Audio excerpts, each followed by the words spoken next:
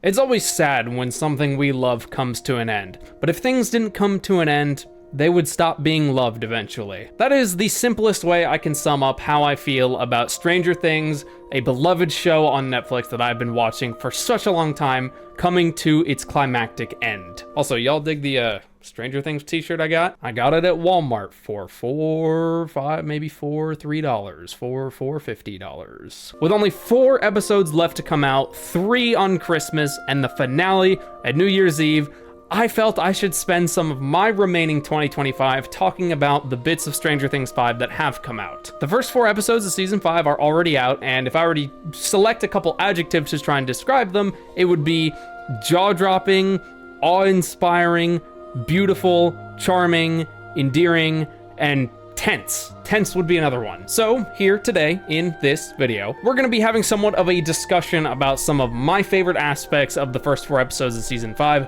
Unfortunately, I will be on holiday break when the next parts come out, so I won't be making any videos about that until early next year, but regardless, we can have a discussion now. Also, spoiler warning, if you haven't seen season 5 yet, ooh, spoiler warning. The first and most obvious thing I'd like to talk about is the opening scene to the entire season. We see Will as a wee boy in the Upside Down getting chased by the Demogorgon. Poor little Will Byers tries everything. He tries hiding in Fort Byers, doesn't work out. Shoots it with a shotgun, doesn't work. Climbs a tree, that doesn't work either. And eventually he's captured and taken unconscious to, you guessed it, Vecna. Ooh, look, you can see his eyes in my t-shirt. Ooh. Because if you remember at the very end of season 1, Will was found with this like tube thing in his mouth, and it was like, ew, what's that about? And why was Will killed and not, you know, the other people who were dragged into the Upside Down, like Barbara? But it's clear Vecna had plans for him, and it seems those plans are now coming into more full force with the rest of season 5. It seems those plans are now being more realized, if you will. And we'll talk about that more in just a bit. I'd also like to talk about some of the set designs and the prop designs, because some of them are just so good in this season. I really love the radio tower as a location, and I think it is so clever that Steve and Robin have a job at the radio tower so they can send encoded messages to the gang wherever and whenever they are. Like, that is such a big brain move, and it really shows just how intelligent our characters have become. Not that they weren't intelligent before, because they were really good at improvising and kind of lucking their way through everything, but now, at the very pinnacle of everything, they are organized, they are planning everything, and it is just so satisfying. Also, Robin getting with Vicky, very nice. Also, the van at the radio station with the little tracking disc antenna thing that Dustin helped to design was just, I love it. I love crap like that. And the interior of the van looks great too. It's kind of like one of the main, the van itself becomes like a setting in season 1, or sorry, episode 1. And it's just like a really cool little thing. I feel like you don't get creative prop and set design like this in too many other forms of media nowadays. In some cases you do, but I feel like for the most part, you don't really get all this like cleverness and like hands-on like, whoa, it actually functions. Just another one of the reasons I absolutely love Stranger Things is the prop and set design. They've always killed it every single time. Say what you want about season 3, but I really liked Starcourt Mall as a setting. But moving on, speaking of the tracking antenna disc, I think it is so hilarious. I think it is one of the funniest things in the entire season when Dustin is like, oh yeah, you're completely correct, Steve. We don't even need half the crap in that van. All we really need is the tracking thingy and the little board we use to track the signal. And then Dustin just picks up a drill and just starts drilling a hole in Steve's Beamer. I feel like it also showcases how Dustin is kind of like really trying to get down to business. You know, he's always been kind of a down to business, let's take these things seriously, like, you know, when it comes to the actual events and the monsters and stuff like that. Of course, he's a very goofy character, but ever since, like, I feel like ever since post season 3, like season 4 and now season 5, Dustin, I feel like he's been a very, like, we're gonna get this done type of man. And it also helps with drilling into the Beamer that him and Steve are kind of having like some tensions between them. Said tensions, of course, coming from the fact that Dustin is kind of fighting a two-front war. On one hand, he's with the whole gang trying to find Vecna and fight the Upside Down. On the other hand, he's fighting the sports kids and the bullies at high school because Hellfire is dead and he's trying to keep it alive. I mean, hell, Dustin gets so sick of, I think Andy is the name of the character. I legit pay almost zero attention to the sports characters because they're just, you know, two-dimensional one-dimensional antagonist, pretty much. But that scene when Andy and one of his goons were like ganging up on Dustin in front of his locker, and then the other 3 of the main 4 came out of nowhere and surrounded them, being like, yeah, you better step off, man. Oh, that was one of my favorite scenes in the entire season thus far. That was a homies for life, and we ain't taking none of this crap anymore scene, and it was gorgeously executed. But poor Dustin, even though he's getting roughed up, tries to get a little payback, and he grabs one of his snake friends from one of the creature labs, and he puts him in his locker and writes in bright red text, "Hellfire lives." And when when Andy goes to open his locker, he just flips out and freaks out, and then everybody starts laughing at him because like, oh, it's just a corn snake, guys. And damn, that was pretty damn clever. Does get Dustin beat up at the cemetery and, you know, threatened to be killed, but I think it was worth it. And thus we circle all the way back to Dustin's tensions with Steve. Steve and Dustin have always had an older brother, little brother, but see each other as equals type of dynamic. But when Dustin gets into really deep crap, and in this case, he got into really deep crap, his face being really messed up, Steve kind of starts to be a little hard on Dustin, being like, hey man, you cannot be doing this to yourself. Like, I know how much you love Eddie and how much you respected him, but you cannot get yourself hurt like this. These guys, like, they're not messing around. They will actually kill you. Dustin seems to, like, not necessarily misinterpret, but misinterpret the general message Steve is trying to convey, and it kind of turns into a bit of a squabble, and they come to this no talking agreement. And thus the tensions between them start to build a little bit, and it's kind of like, you know, Steve is disappointed but also concerned about Dustin, and Dustin literally does not give a crap what Steve says or has to think, because Hellfire and Eddie especially was his like idol. He looked up to him. Not to mention Eddie died in his arms, and that was probably extremely traumatic for Dustin. Either way though, I want to make it very clear, I fully back all of Dustin's actions. Little bit reckless? Yes. Warranted? 100%. I'd like to quickly circle back to the radio tower for a minute. I love that the entire gang has this projector screen where they like show off like their like where they have been in the Upside Down relative to the right side up, I guess. Hawkins. They have this awesome projector screen where they've been mapping out the Upside Down relative to Hawkins in a pursuit to try and find Vecna, which I just think was super cool. It serves as both an excellent plot device and is a display of how committed and dedicated all of these characters are to finding and stopping this ultimate evil. And speaking of cool things on walls, there's this one scene in episode 3 or the start of episode 4, I don't exactly remember. Will has a crazy vision when the Demogorgon is attacking them in the barn, and then after he recovers, he paints what he saw on the wall. And finally, we get some more Will art action. I love the Will art. I love it. The giant like mural that Will paints of all the pillars and that like giant like tooth basin reminds me of Gluttony a little bit from Ultra Kill and the inside of the Corpse King Minos. Really reminds me of that. Even the lighting is similar in the brief glimpses we get of it. The mural that Will makes of it with the pillars and the people and everything, it is so fucking metal. Obviously, Will isn't a super metal person by any means necessary, but the design of this mural is just so metal. Like, I would, like, if I could get like a poster of that or like a tapestry, I would hang that up on my wall, no questions asked. And having Will draw what he's seeing in visions again feels kind of like a return to format, because that's exactly what he did in season 2 when he was having all his now memories, and he made the entire map of the vines, which turned out to be the tunnels, which come back into play this season. Everything is really being brought full circle in these first 4 episodes, and I absolutely love it. Now, we've talked a lot about practical set design. Let's talk a little bit about animated / CGI / computer effects. The wall. We're talking about the wall. My first thought was wall of flesh, anyone? Secondly, I think whatever Will saw in his vision that he painted on the badass mural is what he saw beyond the wall. Because there's this giant wall encircling this huge point of Hawkins that even Eleven, with her seemingly infinite power, cannot see through. And she can't even break through it when Vecna's not even like around. She just comes up the wall and tries to break through it. Can't do it. She can't get through it, and she can't see through it. But Will, connected to the hive mind, can see through it, and he saw Holly through it. Eleven couldn't find her. Will could. All signs point to Holly being behind that wall, and all signs kind of point to Will playing a slightly even more important role than Eleven this season. And another fun set that is practical in some elements anyway, was in the 3rd episode, the Turnbow Trap. The tactics that Nancy, Jonathan, Lucas, and Mike used to trap and track the Demogorgon were some like Home Alone tactics. They set up tripwires. Lucas throws grenade water balloons at the Demogorgon to get its attention. They set up a whole panel of barbed wire and a false carpet with a giant hole in it. And it was super satisfying to see Mike like kick a little bit of Demogorgon ass in that episode. I feel like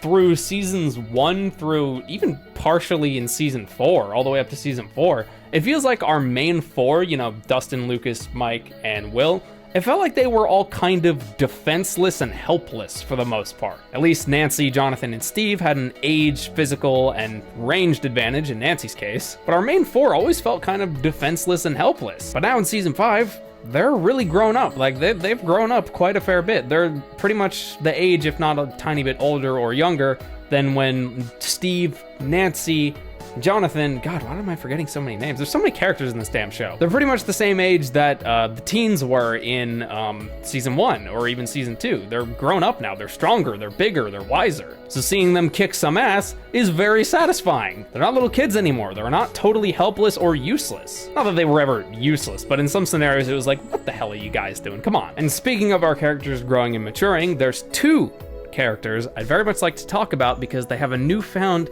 kind of kinship in this season. I am, of course, talking about Will and Robin. I've always really liked Robin as a character. A, because she's goofy, and B, because she represents for a lot of people. And C, or 3, I knew from the very beginning of season 4, as soon as it was even hinted at, just a little bit, that Will was in fact queer and was in love with Mike, which is my current ongoing theory anyway, seems to be the best supported one. I knew the minute I started tying those dots together in my head, I knew for a fact that Will and Robin would form some sort of friendship together. I knew it. And I'm very, very satisfied that my theory paid off. And one thing I really like about Will in this season is that he's a lot more take chargey. He feels like a lot more of a leader. There's this one scene where they're all in the like basement of the radio tower, all like standing and sitting around, and Will is at the front of it all. And then when Joyce is like, Will, we're not gonna risk your life to try and gain even a minor advantage that we don't even know will work. And Robin's like, hey, I have a way we can test it out. Joyce is like, no, we're not doing it. And then when they distract her for a bit, Will goes and sneaks off with Robin to see if this plan will work because he's concerned about the greater good. Not just the greater good, but also Holly, poor little Holly Wheeler. One thing I absolutely adored in Will's like initial, I guess you could call it an argument with Joyce, is that he was like fiercely and viciously determined to save Holly from the Upside Down because she's in there all alone, no idea what's happening. And Will is the only other person on the right side up who knows what that's like. I guess Eleven, she was stranded in there for like a short period of time, but let's just be honest, Will went through way more. He went through pretty much the exact same thing Holly's going through, just a little bit different. So the fact that Will is so viciously determined to try and save her, and that sort of being at the forefront of his priorities, is so in line with his character. And it was just some of the best like character writing in the entire show, quite frankly. Also, I find it kind of funny that Joyce has like somewhat mixed feelings about Robin because of her, quote, perpetual insincere tone. I just thought that was kind of funny. Moving on to some of our other characters, let's talk about Lucas for a little bit. The fact that Lucas is still visiting Max and still not giving up hope on her just goes to show just how much she means to him. Not only that, but in continuing to visit her and continuing to play Kate Bush on the radio, he was unknowingly helping her inside of Vecna's mind prison. His care for her was so strong, and his like attention to detail, like continuing to play the tape, was just, you know, something he thought he should do, and ended up actually having weight and gravity to it. And that is awesome, that a care from a character for another character, and their actions as a subsequent of that, actually have a tangible effect. That is just some of the most satisfying like character writing and development in any kind of show. Like, it doesn't matter what the show it is, when that is a thing that happens, it's very good. I like. Also, it seems like, at least from my perspective and what I've observed about Lucas thus far in season 5, it seems like out of our main 4, he's the most scared. While he won't hold back from a fight, of course, as displayed by him being the bait/distraction for the Turnbow trap and throwing water balloons at the Demogorgon, he seems to be the one carrying the most fear inside of him. I mean, after what happened to Max, I can't really blame him. But during the Turnbow trap, when the Demogorgon was going apeshit in the hole, like, Lucas was freaking out. It's telling, like, get him, Mike, get him. And, like, he sounded genuinely scared and frightened. I mean, I think anybody would be in that situation, but I feel like it's intentional that Lucas was the one freaking out. And during the hospital scene at the start of episode 2, when the Wheeler parents were in the hospital, Lucas had a moment where he was talking about coincidence, or rather his lack of belief in it anymore. And in that scene, like, he sounded very, like, serious, but his voice was a little shaky and like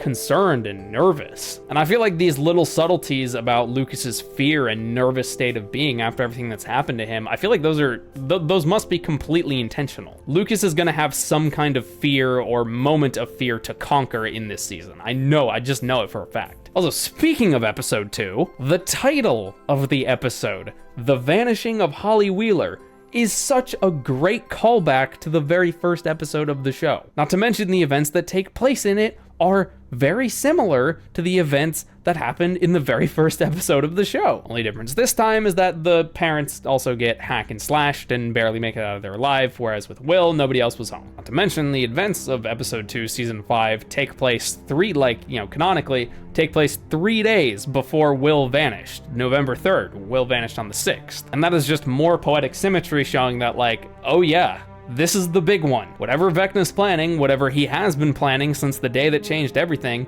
it's coming to fruition soon. Riding off the back of the Lucas discussion, let's talk about Max. Max isn't dead. She's still alive. Her mind is in Vecna's mind prison, or whatever the hell it is he's constructed. And Max's journey through all the different memories he's seen and memories of just her own and all these places, it was really fascinating. Also, it sets up something quite interesting for the future episodes. Of course, her finding Holly, but even more interesting, Max going into that cave in that sort of desert canyon type area, and Vecna being afraid to follow her because he's afraid of something in that memory. What the hell could Vecna be afraid of? Actually, I think a better question to ask, what is Henry afraid of? Vecna is Henry's reborn form as a result of falling into the Upside Down. Henry, though, on the other hand, was his human psyche. Of course, his two psyches are very similar and build off of one another, but they are a little bit different. So whatever was in that desert canyon area was so traumatizing on Henry's end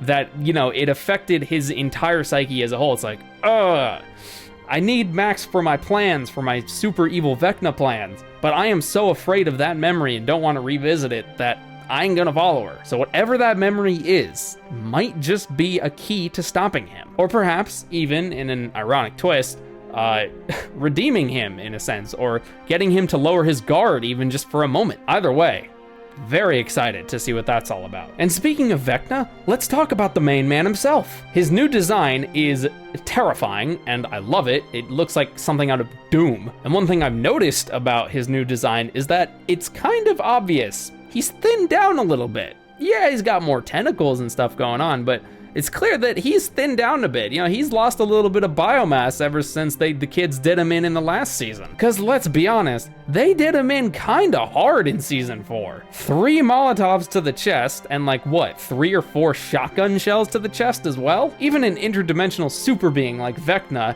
is bound to, have their biomass reduced a little bit after sustaining injuries like that. Not to mention falling out the window, hitting a concrete bit of your house and then landing on concrete stairs. You're gonna lose some biomass from that. And it makes me think of a great quote from a once great metal man. You've wounded me.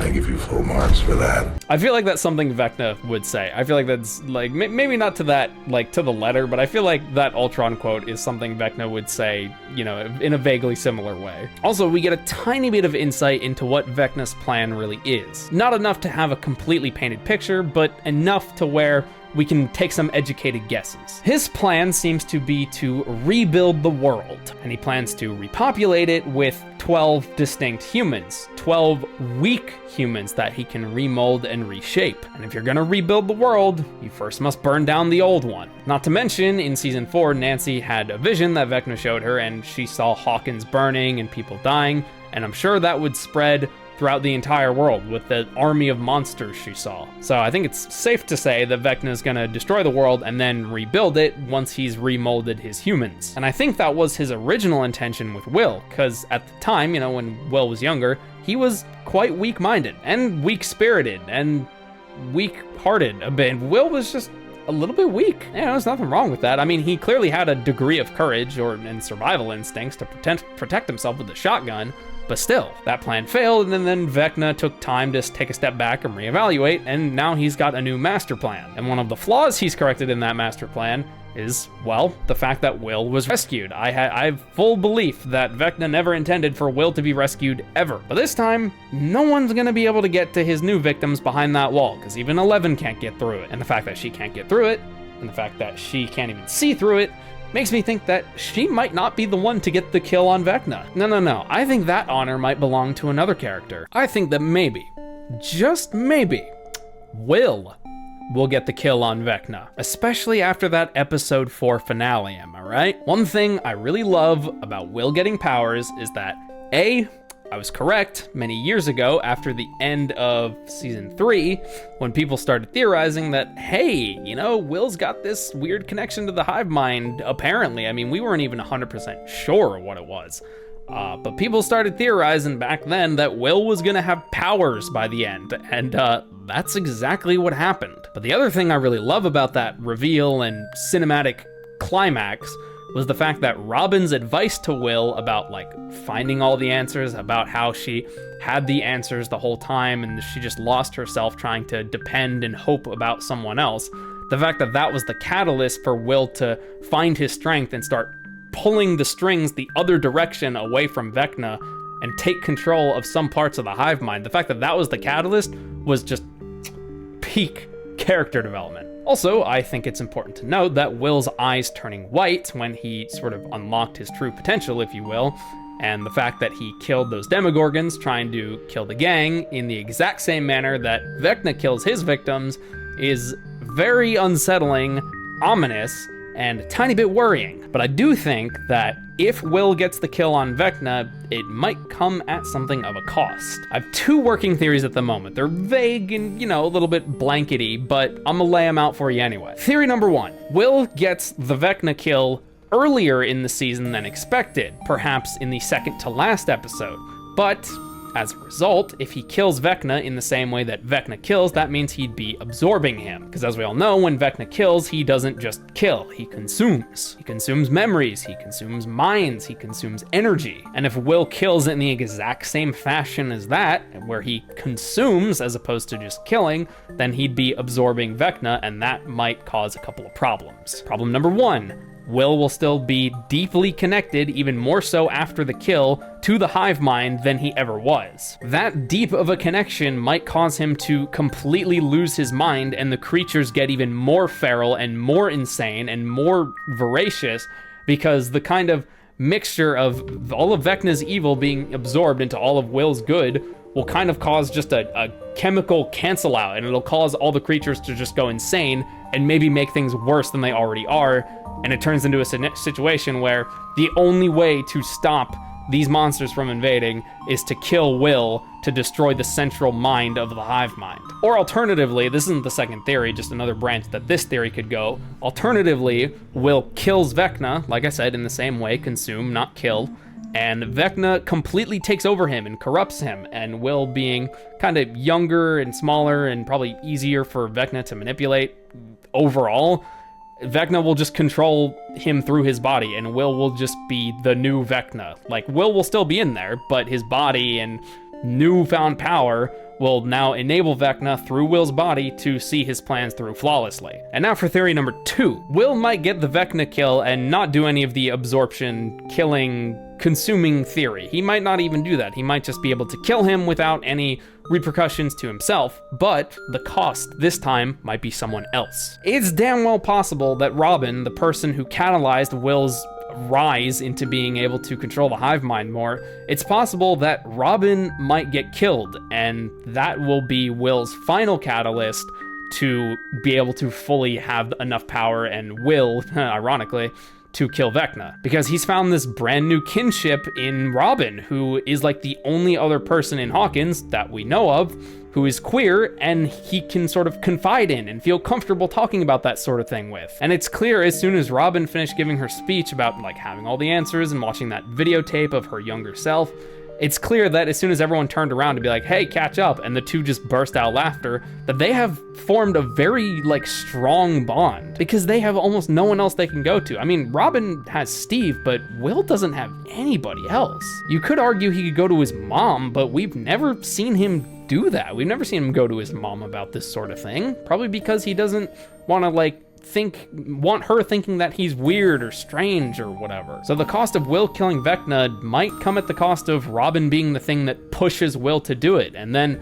as he looks down on Vecna's body, he'll turn around and realize, fuck, my friend's still dead. The one person I could confide in about how I really am as a person and my loves and desires and all that, I can't go to them anymore because they're gone. Anyway, those are my two primary theories of if Will gets the Vecna kill, that's how it could go. And quite frankly, I think that's a great place to leave this video off and leave this discussion off and open up the floor to all of you. Do you think Will be the one to take down Vecna and 11 will kind of not be the one to do it? Because I feel like 11 killing Vecna might just be a little bit too easy, quite frankly. It would be very expected, I think. And I feel like for the average viewer who doesn't go into theories and all that and not having willpower theory in the back of their head was probably very shocked and surprised at the reveal that Will can now control the hive mind to a degree and has similar powers to Vecna. So I feel like 11 killing Vecna would just be too expected, and Will getting the kill might be more interesting. Either way, I'm going to open up the floor to all of you in the comment section, but before I do that, I want to do a quick follow-up. The last video I made about Stranger Things 5 was quite a few months ago when the trailer first came out, and I did a little reaction review breakdown of it. And at the very end, I said that we should all do a little wager. Editor, pull up the Deadpool. Thank you. Yes, let us do an update on the Deadpool. So far, nobody has died, but the Wheeler family, or the Wheeler parents more accurately, came pretty close. My bets remain the same: Jonathan, Lucas, Will, because I think it's absolutely plausible that Will could also just die fighting Vecna. And I'd also like to place another bet on the Deadpool, just as a little update. Going off the back of my theories about if Will gets the Vecna kill, I would like to place another bet for Robin, bringing my total wagers and bets on the Deadpool to 4. So please let me know in the comments, what are your 4 places for the Deadpool? Do tell me, do tell me. I like Deadpools. No one responded to the first one, which kind of sucked. So please, leave some guesses for me. Put some tabs on the Deadpool, and we'll see who's right at the very end. Won't be any sort of prize or anything. It's just fun. And if you thought this video was fun and you enjoyed everything I had to say about Stranger Things 5 thus far, please be sure to hit the like and sub button. I would greatly appreciate that. And if you really like the way I run things around here and you want to show me a little bit of extra support and help me buy $3 t-shirts at Walmart, please consider becoming a channel member. Not only do you get access to a whole bunch of exclusive rewards, but you also directly support me in the process and help keep this channel running. But that is gonna do it for now. Thank you all so much for watching, and yeah, have a good day, everyone. Don't worry, we'll talk more about Stranger Things after it's all out and I'm back from my holiday break, so sit tight.